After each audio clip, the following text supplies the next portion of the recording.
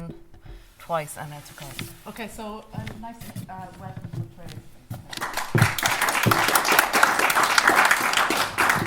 It's always good to actually be on the home patch for a change, especially when Connacht now is their first home semi-final ever in the Pro 12, so I'm really happy now about that tonight. I suppose I've been researching songs for, I've been collecting songs for about 20 years, researching them properly for about 10, trying to get out the gap with a PhD. I was lucky enough a couple of years ago that I had a radio series funded by the BAI, and it was produced by Helen Shaw for Radio 1 called Hero Songs, and it went on to win the world's best program in education at the New York Festival's the Gold Awards. So I was very lucky to put some of it out there. But I primarily look at representations of heroes and historical ballads in the song tradition and see how it marries with actual remembered history as well as formal historical narratives.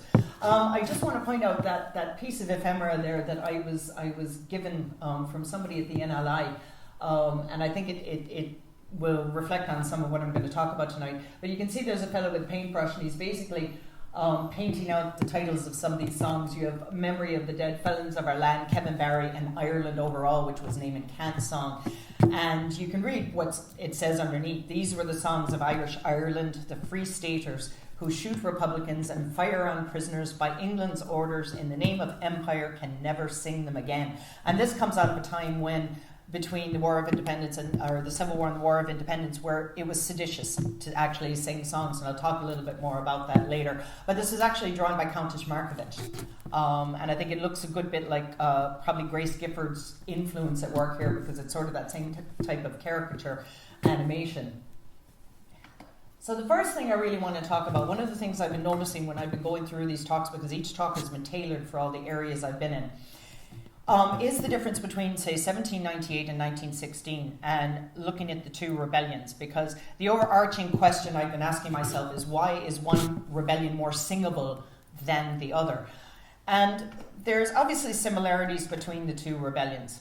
You have a mixture of classes that were involved. You have the upper and middle class Anglo-Irish. You had the lower classes as well, the working men. In the case of 1798, you had farmers, you had labourers, people like that involved in the rebellions. Both were foreign-backed. The French backed 1798. We won't talk about Napoleon letting Robert Emmet down, which he did in 1803. The Germans, of course, back 1916, you have Casement going over to arrange the shipment of weapons on the Ode to come over to actually deliver them. Both obviously were anti-British. Both rebellions wanted the British out. They wanted us to be able to rule ourselves and not be ruled by a so-called foreign government. Casualties on both sides of the rebellion, it was both military and civilian. Particularly in 1798, you had a huge amount of casualties on the civilian front, men, women, children. 1916, as we found out now with the commemorations, you've had the same thing. There were a lot of children that were killed, innocent civilians, particularly with incidents like the North King Street massacre. The result for many of the leaders for both rebellions was either imprisonment, transportation, and the most common execution. You had Henry John McCracken, Wolfe Tone, Robert Emmet, all executed. And then, of course, we know the executions that now the anniversaries are actually taking place, culminating really, I suppose, with the execution of James Connolly on the 12th of May. Both rebellions, whether we like it or not, were unsuccessful. They did not succeed in what they set out to do, which was gain rule for ourselves. You could say they were morally successful because there were obviously things that happened afterwards, but at the end of the day, historically, they were both failed rebellions. Now, the two things that I find the big difference between the two that I think will influence the songs that I'll talk about. First of all, public awareness of 1798 versus the covertness of 1916. In 1798, you essentially, both sides of the border had the entire country mobilising. From Killala all the way across to Wexford, north and south, every walk of life was actually mobilising for this rebellion in 1798, and everybody knew what was going to happen. In 1916, it was essentially a covert operation. You had pockets of Irish volunteers, pockets of soldiers that knew what was going to happen, pockets of Cumann that were involved. But essentially, the general public, particularly in Dublin on the Easter Monday, were blindsided. You had people celebrating the bank holiday. You had, of course, all the British soldiers in Ferry House enjoying the bank holiday. People walking around in Stephen's Green, having tea in their sitting rooms. And all of a sudden, these lads are pounding on doors. The bullets go flying. People are having their homes invaded so they can set up military operations. So essentially, it was a very covert operation that hit the general public completely unawares. The other difference I see now is that 1798 had a much more cohesive agenda. I think they knew what they would do had they won, as opposed to 1916, which I think to a certain extent was very fractious. You have the precepts laid out in the proclamation as to what they were hoping would be achieved. But what I've often wondered is, after 1916, what would have actually happened had they succeeded, and what would have happened in terms of setting up a government, in terms of setting up what was actually going to go on. What was their plan B had they succeeded? So I think those are the two main differences now that I think affect the composition of the songs later on. Now what I've developed here is, this is sort of all hypothetical really in one sense, but looking at the trend, if you will, of ballad composition between 1798 and 1916. And essentially, we start off with Paddy's Resource in 1795. And now that was printed by James Porter. That was the first edition, and there were, I think, 4 or 5 other editions printed after that. And it was essentially a collection of modern patriotic songs compiled for the use of the people of Ireland. And it was essentially the songbook of the United Irishmen. And what this was published for was for the general public. It was for people to actually learn the songs and start singing them. So it was for general consumption. And that's something to keep in mind as I start talking progressively about the other songs that were composed. You move into 1798, and this is one of the few contemporaneous ballads to the rebellion, and that was Dunlam and Green. And this one has actually been continuously sung and transmitted right up until today. You still hear it in sessions, you still hear it recorded, but it's one of only, I believe, 2 that are left from that time period. You really start to see the outpouring of ballads then between 1840 and 1860. Thomas Davis and other writers of the nation, Charles Gavin Duffy, later James Clarence Mangan, all of these other people who were composing poems and songs. And what they were trying to do at the time was actually encourage people, the general public, to write ballads. So they were not only printing them in the nation, but what they were actually doing is there's an issue of the nation that actually has instructions to the public as how you should construct a well-written ballad. And they said it should include a chorus, it should include this narrative line. They actually were quite detailed in what they were telling to people to do as far as writing any kind of songs. Now what I see as a transitional period in terms of tune changes is really with the song God Save Ireland by T.D. Thomas Daniel Sullivan in 1867, because there's a change in tune type and there's also just a change of narrative structure, which is something I'll come back to.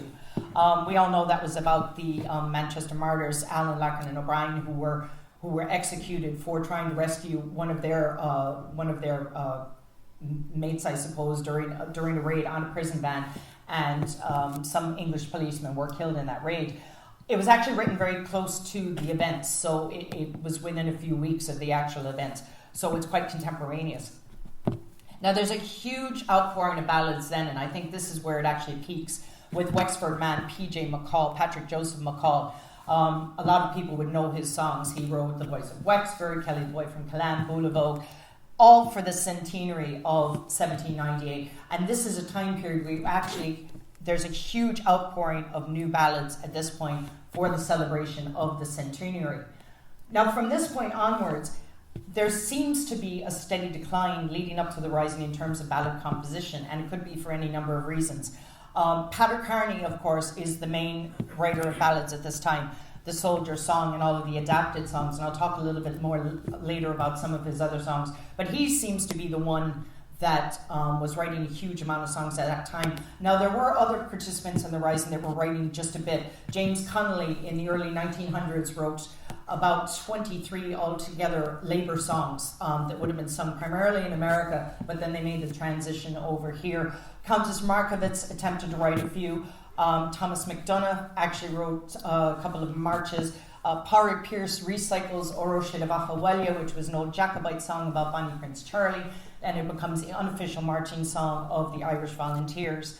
So you have a few in between. Even O'Donovan Russa ended up writing a very slow air at this time. But there is this genuine decline up until 1916. I think one of the things that influences this also is you have to remember a lot of these were part of the literary revival, the Gaelic League movement, where they were actually trying to define a more Irish form of literature. So a lot of these people were concentrating on poetry rather than actually concentrating on the songs. So now tonight I'm going to talk about Galway songs, and I tell you this was a weird one trying to find Galway songs from the time period, particularly as Galway has such a strong singing tradition in Irish and in English. But fortunately now Conor McNamara, who is the resident scholar at NUI Galway, gave me a good few songs, and I found a few others in witness statements and that. But it's interesting to look at what is actually in these songs, and what you find is a lot of key figures and locations. They're quite specific. Thomas Baby Duggan, who is the first lad that you see there, quite an ironic nickname because he was meant to be a very large lad. He's one of the first to take up arms with Liam Mellows, and he was arrested and interned at Frongach, as were so many in Galway. Somebody was recently telling me that the biggest concentration of prisoners in Frongach were actually from Galway. Now, I can't confirm that. I'm actually trying to get more detail on that. And Baby Duggan was one of the ones released at Christmas during the general amnesty. The priest on the my left, your right there, is Father Henry Harry Feeney. He was a native of 2 Mile Ditch in Castlegar, a curate in Clarenbridge who resigned to become chaplain to the Irish Volunteers. Now, he did a lot more than just act as chaplain. He was with them when they took Moyo Castle. According to Eamon Corbett, who's the soldier standing with him, Feeney organised and trained various companies. He was also in charge of acquiring weapons under the direct orders of Pearse. He had actually had several meetings with Pearse in Dublin about organising Galway for the Rising. So he was a lot more involved than just being providing comfort and blessings and anything as a chaplain would. Liam Mellows, of course, figures into being a very big character in Galway, and I will talk in more detail about him particularly later. Brian Malloy is somebody else who comes up as well. He was the member of the IRB in Castlegar. He was captain of the Castlegar Company during the Rising. He was involved in an incident at Carranmore Crossroads in which a policeman was killed and was originally sentenced to death, but it was commuted to 10 years penal servitude, basically from Mountjoy Jail to Dartmoor Prison in England. Another individual mentioned as well that comes up is Michael McNewell, one of 5 brothers. He was a company intelligence officer for Castlegar and the Irish Volunteers. He was involved in the same incident as Malloy at Carranmore Crossroads. He was imprisoned initially in Richmond Barracks, then sent to Wadsworth, and then later to Frongach, as so many others. And for anybody involved in Wexford history or anything else, if you think you had the monopoly on pikes, you didn't, because the Newell family were actually blacksmiths, and they were the ones who were actually responsible for making the pikes for the Rising in 1916, so we get a few pikes as well. So I was delighted to hear that now, because it was a weapon of choice at the time, because they didn't necessarily have a lot of guns. So some of the locales would be known to a lot of Galway people: Athenry, Carranmore, Castlegar, Galway Town, Gort, Loughrea, Monavea and Moyo Castle all come up in a lot of the songs and the poems of the time.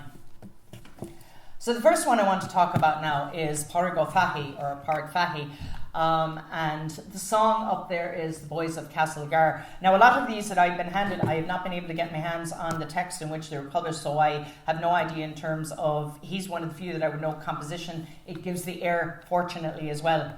Pádraig Ó Faithí was born in 1879. He came from a tenant farmer background. He was a native of Lurgan in Gort County, Galway. In 1907, he was certified to teach Irish, and he became a Muncher Tastial, in other words, a travelling teacher. He was cycling all over the county, teaching Irish to people. He was a member of the Gaelic League. In 1914, he joined the Irish Volunteers, and Mellows was actually a regular visitor to his house. 2 of his brothers also joined the Volunteers, and one of his sisters was involved in Cummin-Amon. In 1916, he was arrested in Kinvara Presbytery, and unfortunately it was on Easter Tuesday before he was able to meet Mellows and the other volunteers, so it essentially cut short his involvement in the Rising, so he didn't get to do as much as he wanted. He was imprisoned in England until 1917. He was an intelligence officer, arrested again in 1920. He was on the anti-treaty side in the Civil War. Eventually, when he was released, he obtained a degree in Celtic Studies from NUI Galway. And he was a member of the committee involved in erecting the statue to Liam Mellows in Eyre Square. And when he was imprisoned actually in Wormwood Scrubs in 1920, he participated in a hunger strike as well. And it seems to be a pattern at that time that there were a lot more people who were participating in hunger strikes. One of his witness statements is quite interesting. It's regarding the Loughnane brothers' murder, which was meant to be a quite horrific incident in Galway in 1916. And what he includes in his statement, I'll just read you the first paragraph because he just describes the Loughnane brothers. Among the long list of Galway victims, there are no names of which arouse such passionate sympathy as those of Pat and Harry Loughnane. These feelings are the outcome of their blameless lives and terrible deaths. Of gigantic stature, able, pure-souled, lovable and intensely patriotic, the brothers lived a model life on a model farm with their widowed mother at Shenaglish near Gort. And the interesting thing that O'Fahey includes in his witness statement as well, and I think it was given in 1957, is actually a poem by a Reverend Maurice Slattery, about Patrick and Harry Loughnane, and I'll just read you a verse or two of it. When shall we know, dear boys, the horrors of that night? You gave your souls to God for Ireland's right. Yes, who shall tell the tale of that grand victory you snatched from hellish hosts to make us free? Who'll tell you what you said and how you prayed and bore the awful pangs that pierced your sad heart's core?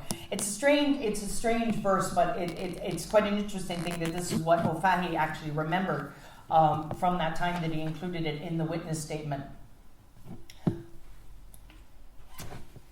Now the song itself, The Boys of Castlegar, it was published in Pádraig O'Leigh's History of Castlegar Parish in Galway 1998, and I haven't been able to get my hands on a copy of the thing just to check a little bit more about the song if there's any more information.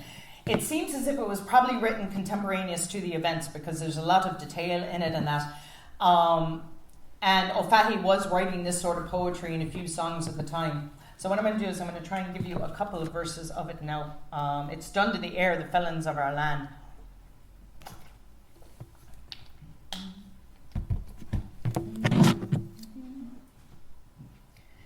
The elders grey, the youngsters gay, deserters there are none. This lad... Oh, sorry, no, I'm a little too low. There are none. The elders grey, the youngsters gay, deserters there are none. This lad would like an antique pike, his dad that rusty gun. The champion swords, the stalwart moors, prepare for strenuous war. As Brian Malloy raise with joy the boys of Castlegar. Although they knew no way came through the old rocks neath the waves, yet they must be free, if only in their graves. Young baby Duggan and the Newells, and many a hurling star, resolved to die with Brian Malloy and the boys of Castlegar. They marched to meet the city boys till reaching Carnmore. Down soldiers trim and peelers grim, and specials on them bore. The cry of yield rings through the field above the din of war. We'd rather die, says Brian Malloy, we're boys from Castlegar. So that you can hear there's a lot of... you can hear there's a lot of detail in the song, and it continues on. It mentions the RIC, it mentions the specials, it mentions all the things that actually happened in Castlegar. It mentions Moyode Castle, the fleeing from Moyode into Loughrea. So it's actually quite a detailed song that he would have written at the time. Now the next one I want to talk about, and I'm not sure this one is actually meant to be sung, and I'll tell you why in a minute now. This again was in Pádraig O'Leigh's History of Castlegar Parish, published in 98. As I say, I haven't seen the book, so I have no idea. I've not been able to find any information on MD Mulryan. I have not been able to fit an air to this song, which is what I've had to do with a lot of these, is try fitting airs. But I'll just read you a couple of verses of it. It's along the same lines as O'Fahy's thing. The only problem with singing it, I think, is the fact that the syllabic meter is not standard. There's some with 10 syllables, 9 syllables, 13 syllables, 12 syllables. So it's kind of all over the place in terms of rhythm to be able to fit an air to it. Let's see. Fondly abiding with long memories' tidings, I now think of the days we were young and bold. In my humble post with the Young Ireland hosts, I placed your name on the Fenian rolls. And that starry night in my father's garden, you raised on high your strong right hand. To the nation without hesitation, you pledged your lives with that Fenian. Soon thereafter you saw the anguish, the mother's wail and the sister's cry, when son and brother walked out together for dear old Ireland to do or die. Now it does have a bit of a poetic rhythm, but there are still some things that I think were stretched. I was having an awful hard time actually fitting an air to it. But I would say this is, again, it's pretty contemporaneous with the events, because it goes on to mention Easter at Carnmore and Mellows at Moyode and that. There's a couple of typos. I thought it was interesting. Britannia was misspelled. It's Britannia, which is very strange. It's Tiania. So I don't know what was going on there, but it was just a typo.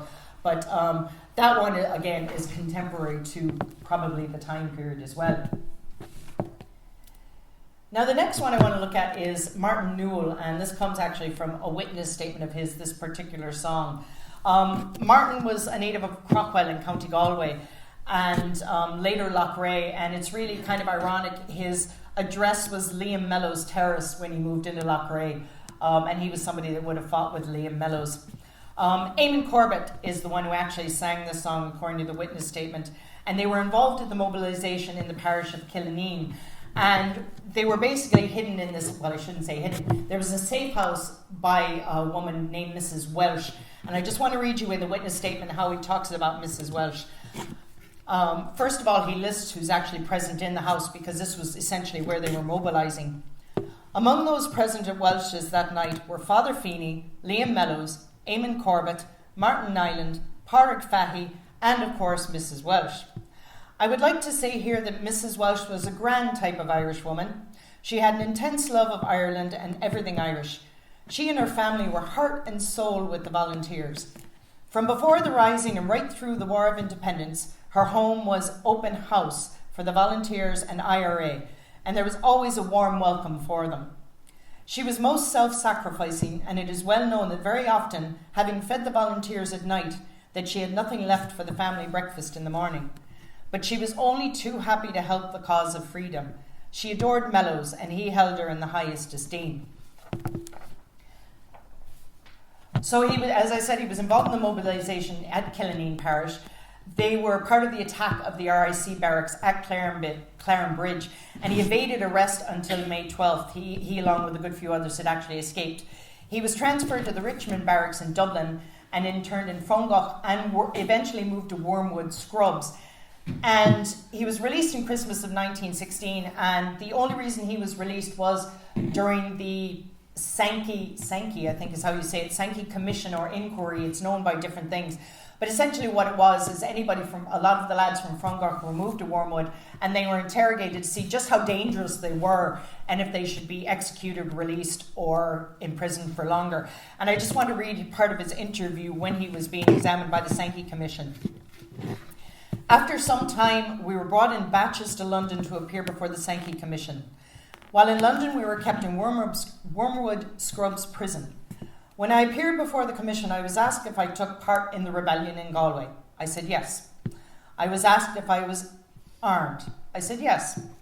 I was then asked who was the leader. I said Liam Mellows. I was also asked why I had taken up arms. I replied that I thought that my country had a right to be free. He then said, "Is that all you have to say for yourself?" His next query was, "Do you know Edward Burke?"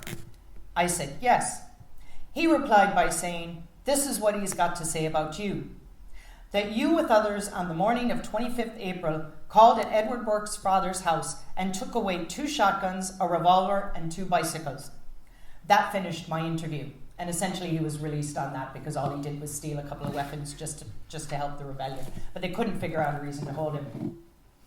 Now the title I was given of this song is actually the Killineen Volunteers, but I haven't been able to confirm it because in his witness statement Martin doesn't actually give the title of the song.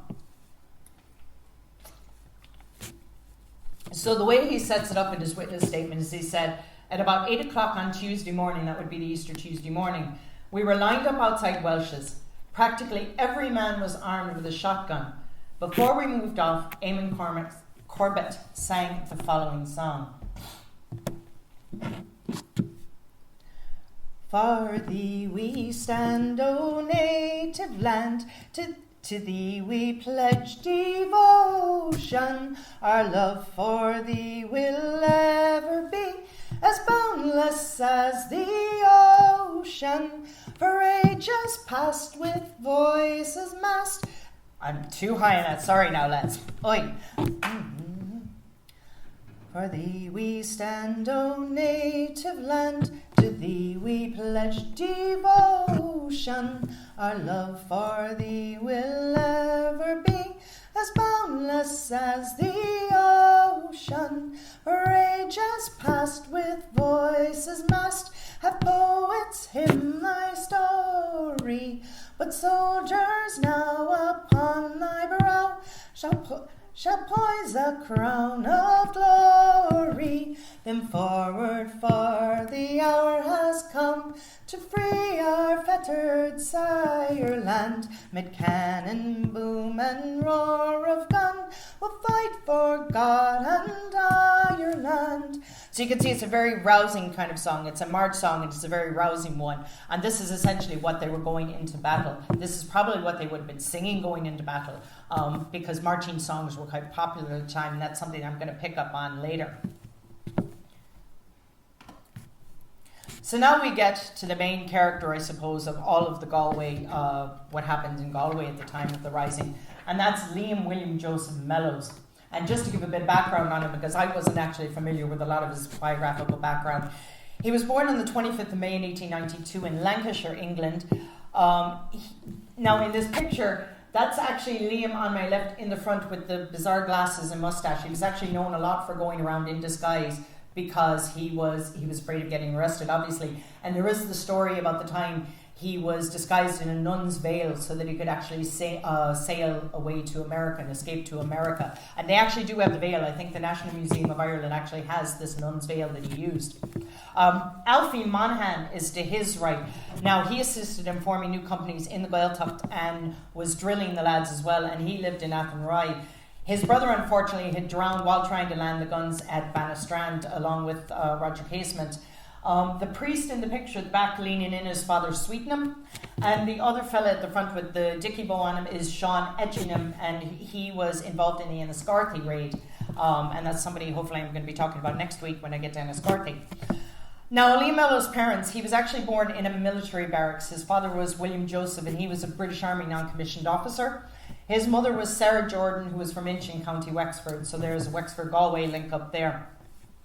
He was a member of Fianna Éireann. He was active in the Irish Republican Brotherhood, one of the founders of the Irish Volunteers, led 700 volunteers in attacks on RIC barracks. Now, I've heard figures bandied about anywhere from as low as 300 up to 900, so nobody quite agrees as to how many soldiers there were at that time period that were attacking out that way, but I would tend to go more maybe 500 to 600 rather than 700. He attended military school in Wellington Barracks in Cork and then Portobello Garrison School near Dublin, but unfortunately he declined to go into a military career, much to the disappointment of his father, as you can imagine, and he became a clerk instead. He was actually recruited into Fianna Éireann by Thomas Clark, one of the local shopkeeper and one of the signatories.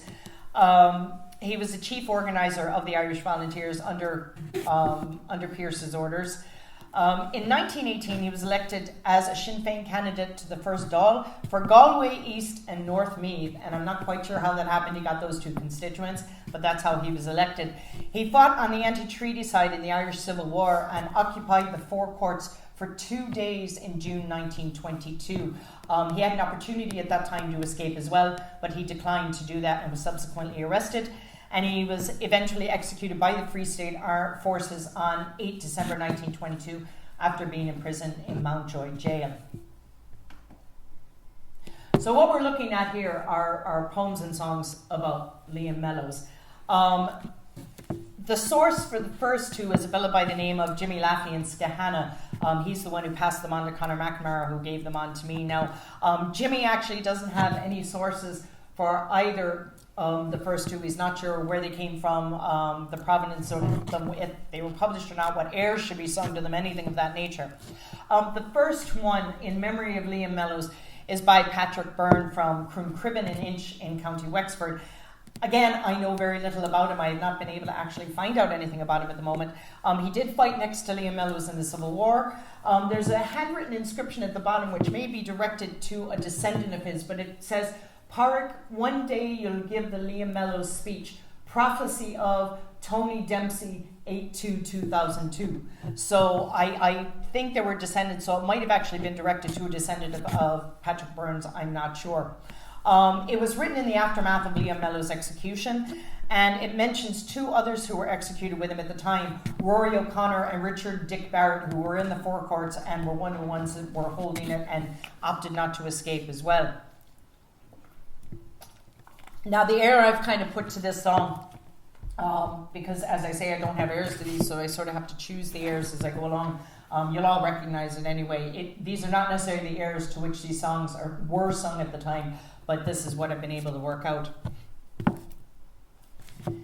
In Castletown churchyard there is a lone grave, and gently above it the hawthorns wave.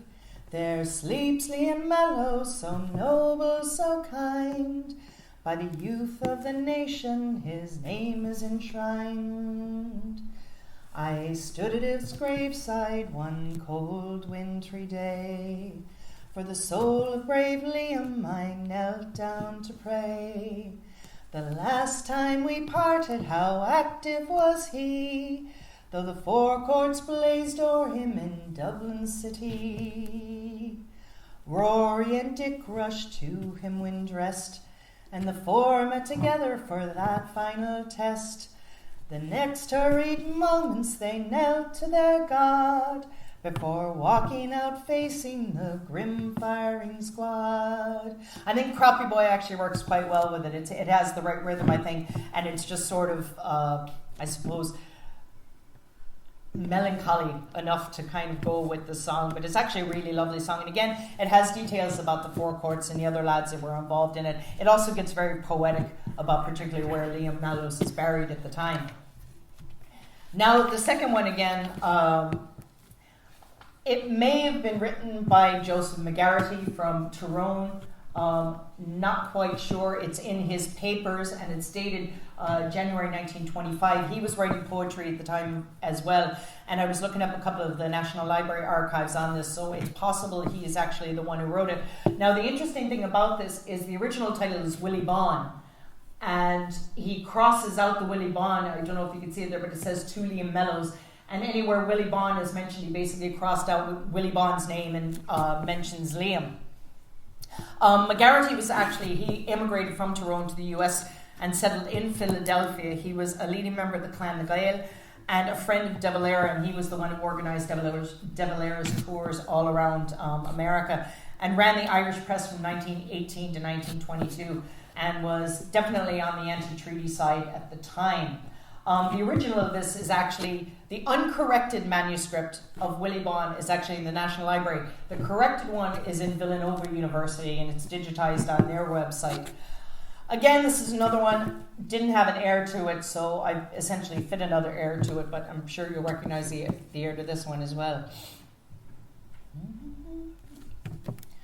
Come raise the King of deepest woe. young Liam Mellows is no more.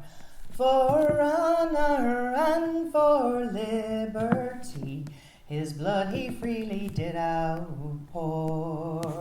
His heart was tender as a child's, and as a lion stout and brave. His hate was all for tyranny, his hope to free each fettered slave. He raised the Irish standard high, and led a fearless youthful band, in hopes at last to break the chain that bound his own dear native land. Upon the Galway mountains brown, he saw the redcoats seek their prey, and knelt in prayer to Erin's God to send the land a better day. So I think Foggy Dew fits this one quite well as well. Now this one is a little different from the first one, say Patrick Burns, in that there's not a lot of detail in it. It's really just sort of lionising Mellows and some of the events, but it's not too specific as to what's going on. The last one now I think is probably just a poem, because again we have longer metre and everything running through the lines. But it's actually from the UCD, the Folklore Collection, the school's collection. And it was written by Claire Ward and Joe Cormacan of Kilcreast in County Galway. And it's actually quite a specific little verse. So it's very short, so I can just read the whole thing for you. 'Twas in 1916 on Easter Monday fair, our Galway boys did mobilise and for battle did prepare. With Captain Mellows by their side, he led the Galway men. He said, "Unite and we will fight for Ireland's cause again." It's very hard to read some of these faded writing, I tell you. God bless the men of Galway who took their guns in hand and went on the road to Moyode to fight for dear Ireland. With Father Feeney in their midst, he put the gold and white up high, and Ireland's sons came with their guns to the town of Athenry. And when they left their homes that day, they bade a fond goodbye, for they were true-bred Irishmen and were prepared to die. So it's a nice little verse there, but I actually don't think it's something that's meant to be sung. It's very poetic, and obviously there's a very sort of forced, what strikes me as very forced rhyming scheme. But you can see Liam Mellows was probably one of the main subjects of a lot of the songs and poems written at that time.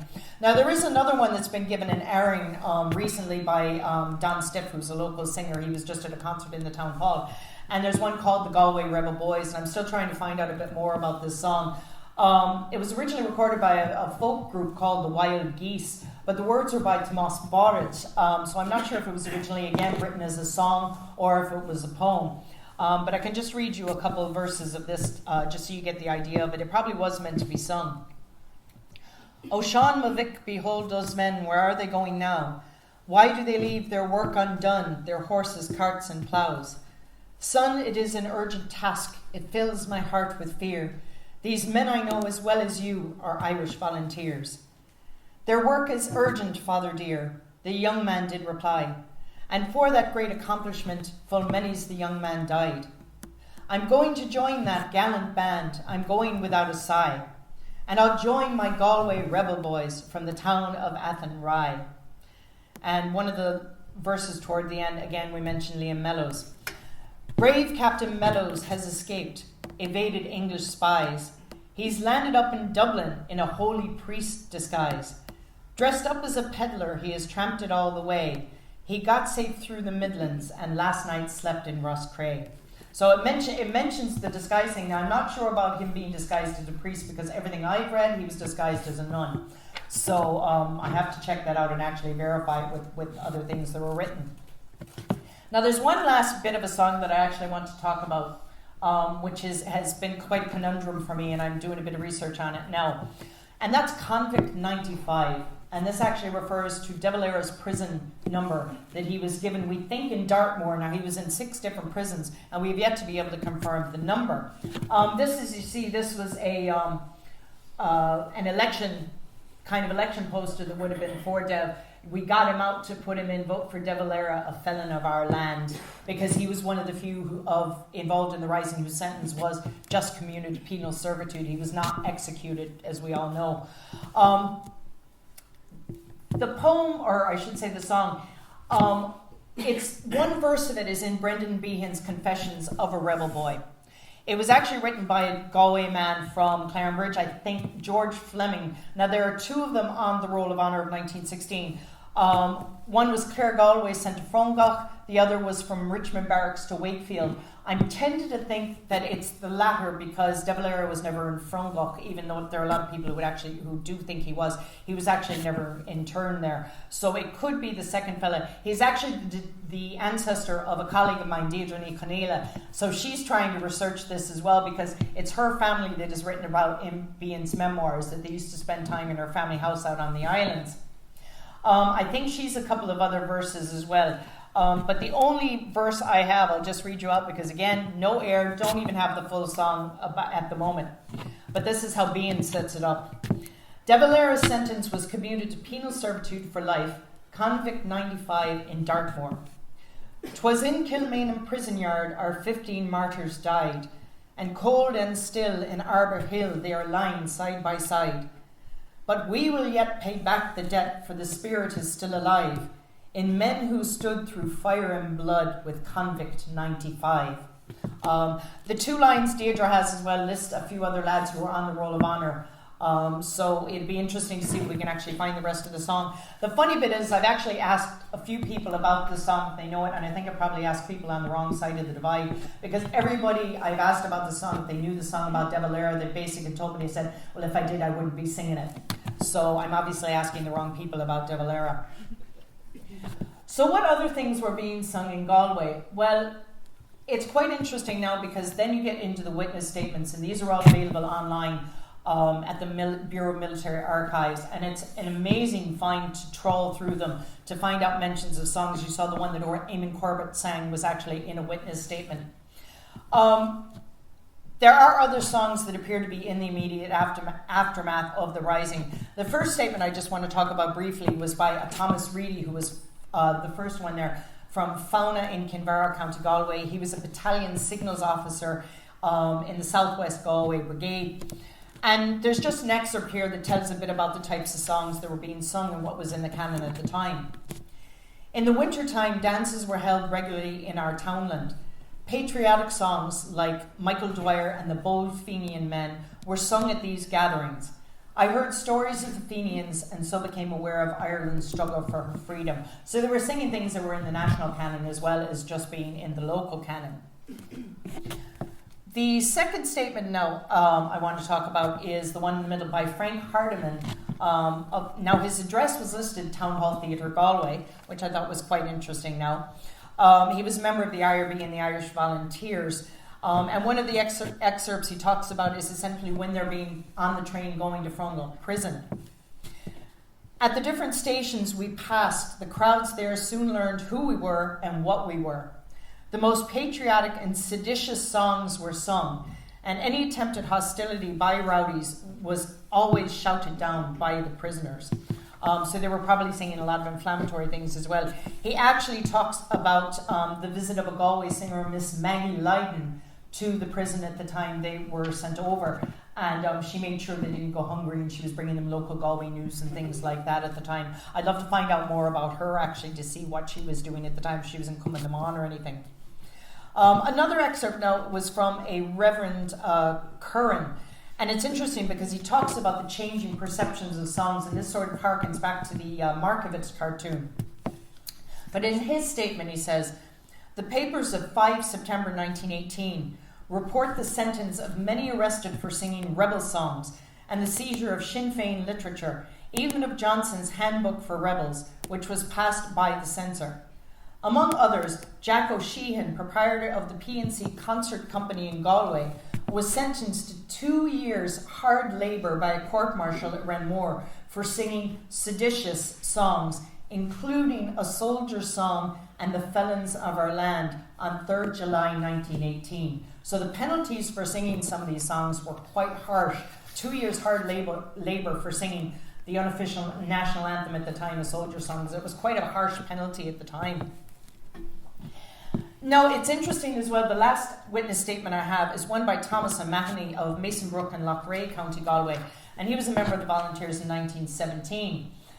And it doesn't say what songs are being sung, but it actually says what's going on the other side. And I just want to read you this short excerpt. We arrived at the fish pond long before daybreak and took up positions on the Ballincurra side of the road, that is the left-hand side, going from Kilchrist to Gort. There was no man stationed on the other side of the road. It was low, flat ground. About 9 a.m, 4 RIC came as expected. They were singing a verse of a song as they came. So the other side was singing as well. Now, I don't know necessarily what the other side were singing, but they were actually singing songs as well at the time. So it'd be interesting, actually, there's, I think, work to be done there to actually look at what the likes of the RIC were singing in terms of their songs. So what does all of this mean in terms of the song tradition? And back to this question of why is 1798 more singable than 1916? And what I want to do now is just sort of to go back to that timeline I had set up. I just want to give you a few verses of songs going through that timeline, just so you can sort of hear the transition that's going on with some of these.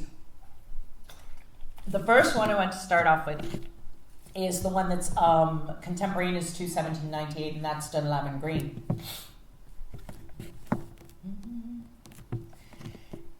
In the year of 1798, a sorrowful tale, the truth unto you I'll relate. 36 heroes to the world they were left to be seen. By a false information was shut in Dunlavin Green.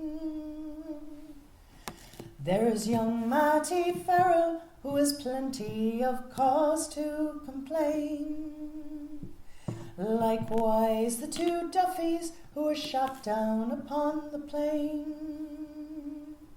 Young Andy Ryan, his mother distracted will run, for the loss of her darling, her only beloved son. And then moving 100 years later, you have from 1898 an adaptation of an old broadside ballad, a love song called 'Twas on the Belfast Mountain. And this one was adapted for Henry Joy McCracken. That night I climbed the cave hill and watched till morning blazed. When its fires were kindled, o'er Belfast loch I gazed. I saw an English tender at anchor of Garmoil, but alas no good ship bore him away to France's soil. And twice that night a trampin' came from down the old shore road. 'Twas Ellis and his yeoman was Niblock with them rode. My father home returned, the doleful story told.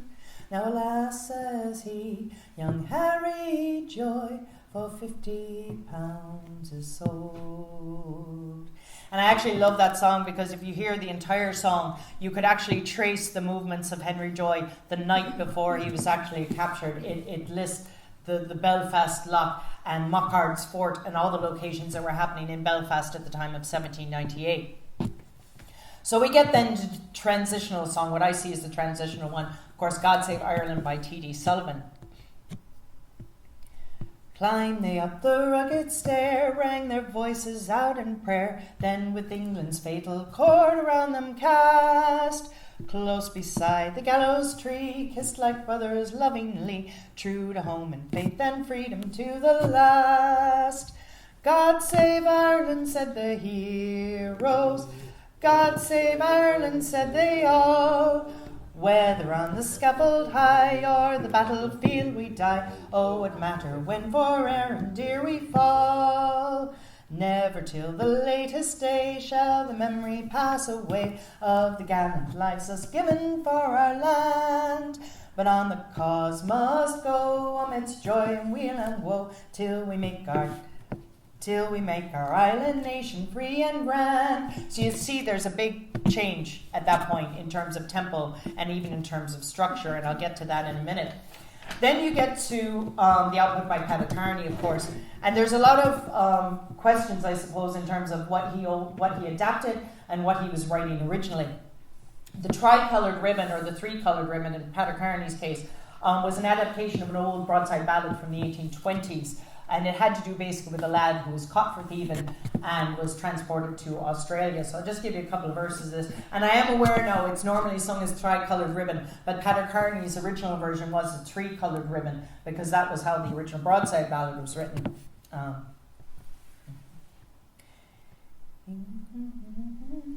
He whispered, "Goodbye, love, old Ireland is calling. High over Dublin our tricolour flies. In the streets of the city the foeman is falling. We birds are singing, old Ireland arise. And all around my hat I wear a three-coloured ribbon, oh, all around my hat until death comes to me. And if anybody's asking me why I'm wearing that ribbon, oh, it's all for my own true love, nevermore will see. His bandolier around him, his bright bayonet shining, his short service rifle a beauty to see. There was joy in his eyes, though he left me repining, started away for to make Ireland free." So again, it's a very jaunty sort of song, following on from the marches. But he also wrote other songs that were along the lines of the older style, and one of them he wrote was down by the glenside. When I was a young girl, their marching and drilling awoke in the glenside, sounds awesome and thrilling. They loved dear old Ireland, for to die they were willing. Glory, oh, to the Bothenian men. Some died by the glenside, some died near a stranger, and wise men have told us their cause was a failure, but they fought for old Ireland and never feared danger. Glory, oh, to the Bothenian men. So that's harkening back more to the old style. And just to sort of finish off, there's one song that was written by Eamon Cant called Ireland Overall, and as you see from the earlier, that seditious cartoon of Count Markovitz, it was one of the ones that was actually crossed out. I'm sure you'll probably recognise the air of this when I get started on it now.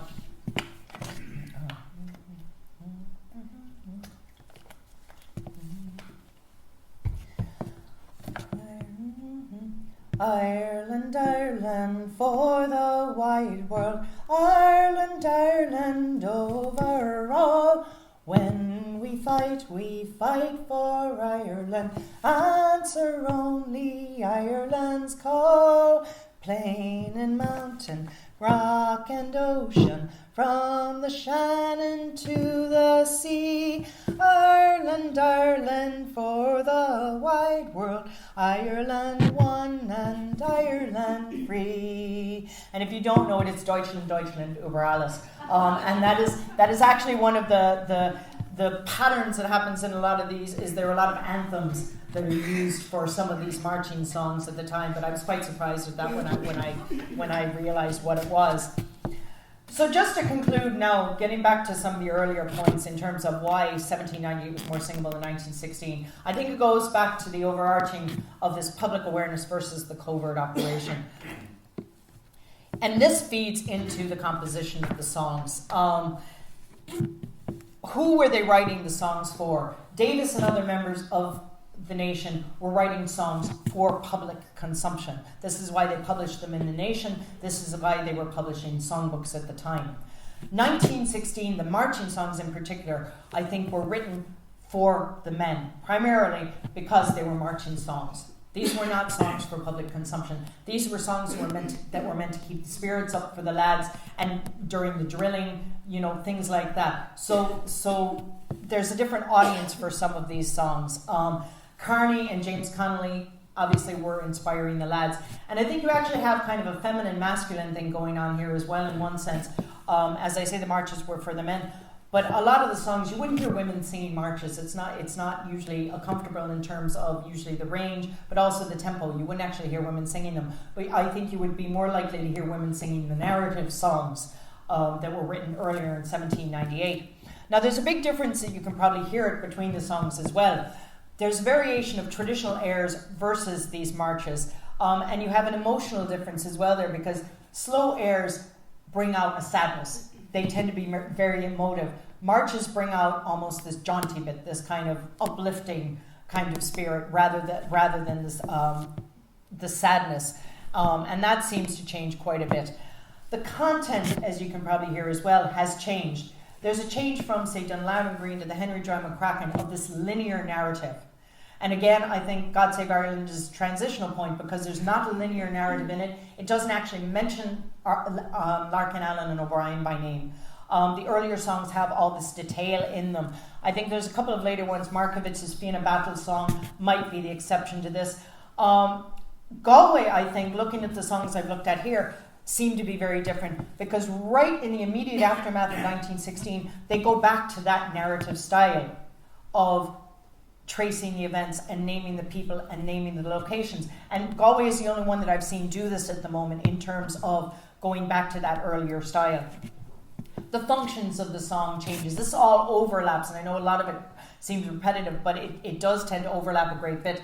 The earlier composers, I think, particularly in 1898, were writing songs so that people would remember events that they hadn't thought about in 100 years. They wanted people to remember how bad things were, how badly we were treated by the British, because they were trying to get people up for rebellion again. You had the agrarian land movements, the Land League was formed around this time. So you had the nation trying to get the general public upset about these things and get them out to fight against the evictions and fight against the British. I think the later function of the marches particularly was to take the lads' minds off of what they were about to do. If you sing a song that's kind of happy, you don't necessarily think about like, okay, yeah, I'm going into battle here tomorrow. Like, you don't think about what the outcome of these things would be. You're distracted by these types of songs. So I think to a certain extent now, particularly when we're looking 100 years back, the same as they were in 1898, it might be the time that we have that temporal distance, that it's a time that's needed before you can process all of these events and actually be able to look back on them and start singing about them and find things to sing about.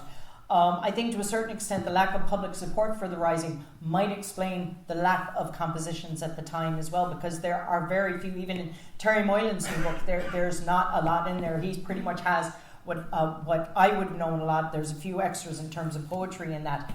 So it might be a reason that now, particularly with a project like this, and those of you who are staying for the concert, you'll hear the songs that people have written, but maybe it's a necessity to have this temporal distance to be able to actually write about an incident as painful as 1916 and be able to reflect back on it and look at what actually happened before you can actually sing about such painful events. So it's very fortuitous now, I think, that we actually have 100 years later a project like this with such amazing singers and songwriters in their own right to actually write these songs and actually start finding things about which to sing about 1916. So thanks a million for your attention, and you've been wonderful. And if anybody has any comments or questions, I'm more than willing to answer them.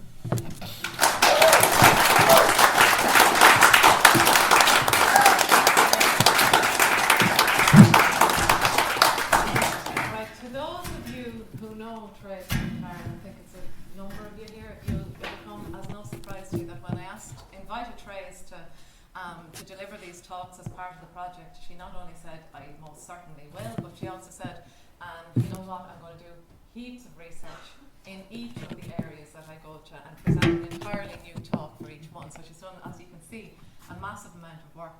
And like I say, we're recording it, it'll all be archived, so I'm sure it'll be of use to people.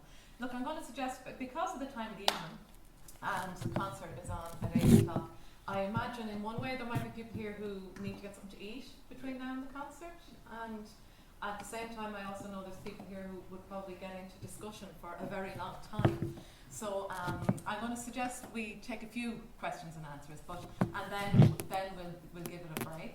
But if people want to stay and chat to Thérèse, I'm sure she'll be there. So I see Jim.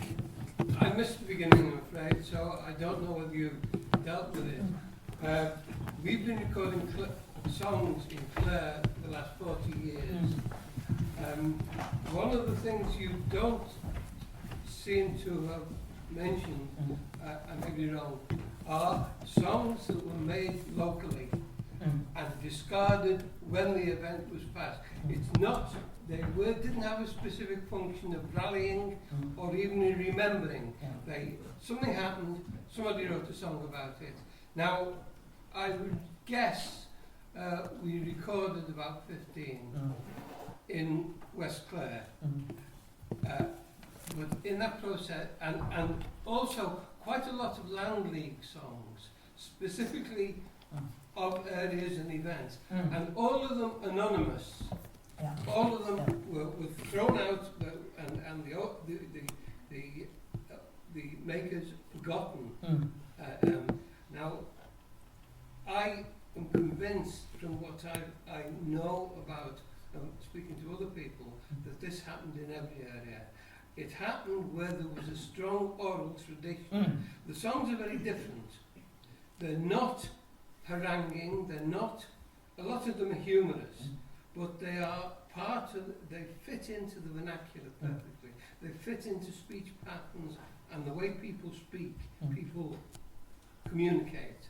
And I'm convinced that this area is the Running Ambush in West Clare was a big event while the Towns were there. Everybody around knows of one song. It turns out there were four songs on the same event. Three of them disappeared completely. And I just wanted to make people, I'll be talking about this at the ballot conference. I've put together a statement about it, but I do think it really needs looking into. Yeah, Galway was the first one. I have to, because I've done this for Meath and 3 different Dublin ones, and Galway is the first one that I've actually discovered, as you say, local, that are contemporaneous to the event, in terms of like particularly the Liam Mellow songs and that, and recounting the incidents that happened in the immediate aftermath. There were, I think, from what I found in researching a little bit later, and even now looking at some of the Wexford stuff, there seems to be a more expansive local canon that emerges with the Civil War and the War for Independence for some strange reason. Because I know there were local Donegal songs about particular raids at that time that took place, local Tipperary songs and that. So I think there is, I think you're right, I think in certain periods there are distinct transitions where there were local songs being written and they didn't get in, either for whatever reason did not get into the national canon because perhaps the event wasn't relevant on a national basis, so it was retained in the locality. But also I think as well this whole sedition thing, particularly later on, could be why a lot of these songs were discarded, because it became dangerous to actually sing. You know, when you get 2 years hard labour for singing a soldier song, that's quite a serious, you know, you wouldn't be necessarily going out and bellowing things at the top of your lungs. But I think, yeah, you're right, there are probably more, and I'm finding more and more in the witness statements. There's a lot of complete songs and things in a good few of the witness statements that I've run across and that. So they're a great source for that sort of thing. But it's hard to know because, I mean, you have the decline of broadside ballad printings. Like, were the ones you found in Clare, were they on broadsheets? No, they didn't go in. They didn't go out of the town. Out of the town, yeah. The other ones, the first one I ever noticed is when we were living in London, Kildare man sang to me, "What's the news? What's the news? De Valera has sold his shoes to buy ammunition for his men." Yeah. You know, that type of thing, the squibs. Yeah. And I think a lot of it depends, again, on how secure people would feel in their area. If it was a strong, active area. Yeah. The songs great, you know. Yeah. Excuse me, may I? Yeah. You know, when you mentioned Eamon Corbett Yes. earlier, Eamon's daughter, lives here in the city. Oh, right. Yeah. I didn't know that. And she was on the whole tour of Galway that we did last Friday. Oh, When nice. we ended up in Lime Park and all that. Oh, Michal Kelly, I think, was telling me about that actually. Yeah. And she didn't know what was going on tonight, but I'd love to relate to her how you said you found it in the witness statement. Because when we were in Lime Park, she whispered in my ear, "Can you play?" They just asked me if I'd play one tune, and she whispered in my ear, "Could I play that tune Oh, in right. Lime Park?" And I said, "I don't think, Maura, I ever heard it." And she said, "I'll hum it into your ear." And she hummed the tune into my ear. And do you know did she have the name of the air, like, or she just gave the tune, like? No, Because the one I was using was Claire's Dragoons, but whether or not that's the correct one, I don't know. It just seemed to fit. It wasn't Claire Dragoons. Oh, She right. hummed. Oh, geez, I'd love to get the original air of that now. Yeah, she hummed it into my ear. Oh, wow. And I said, "I don't know that." But she said, "I'll hum it into your ear." And the other thing, I think you're quite right in what you said about the number of Frangach internees in Galway as regards Dublin. Because I worked it out in percentages one night, and going on the number of 700 in my old, there is a far greater percentage from Galway than from Dublin, which made absolutely no sense. Yeah. And can I ask one question from you? You can. How did you get into this? Geez, God, I don't know. I mean, I was collecting, because I'm originally from the States, Detroit and that, but I was living in New York for a long time, but I used to compete in flockules years ago and all this, and I was always kind of singing and collecting songs. Like, I've 10,000 minutes of cassette tapes that I've yet to get digitized. I started several years back, I suppose, when I went back to uni, and I did my MA in Irish Studies, and Kevin Barry was my MA thesis. But it was actually John Molden. He's a scholar from Ballyliffin. Well, he's a doctor. He has his PhD. But he was giving a talk one night about Roddy McCarley, and I remember him saying, he said he found it fascinating how in the song Roddy McCarley's a hero, but in real life he was meant to be a right bastard. And so it was one of these things that I kind of got in my head, particularly when looking at songs about historical figures, looking at how much was accurate in the ballad in terms of what the individual might have been like, but also how it agreed with historical narratives. And so I actually did a full study on Kevin Barry, read all the newspapers at the time of the incident, and then looked at the song and found out that telescopically even, the song is 99% accurate. There's only one line in it that there's no verification, and that's the one about his mother crying. Because by all accounts, his mother never shed a tear and never let anybody see her cry during that execution. But most of it is fairly on the mark in terms of probably what would have happened at the time, from the witness statement I read, from the court-martial proceedings, all of that stuff. So that's how I sort of got into it, and then I ended up kind of getting the radio series and then working on a PhD about the same thing as well. I changed my thinking a little bit in terms of I used to actually be a pure historian in the sense of saying the accuracy was what counted, until somebody said to me one day, I was talking to her about the Kevin Barry song, and I said, there was some debate about whether or not he was actually tortured, and she just looked at me and she says, "Well, we don't care, we like to think he was."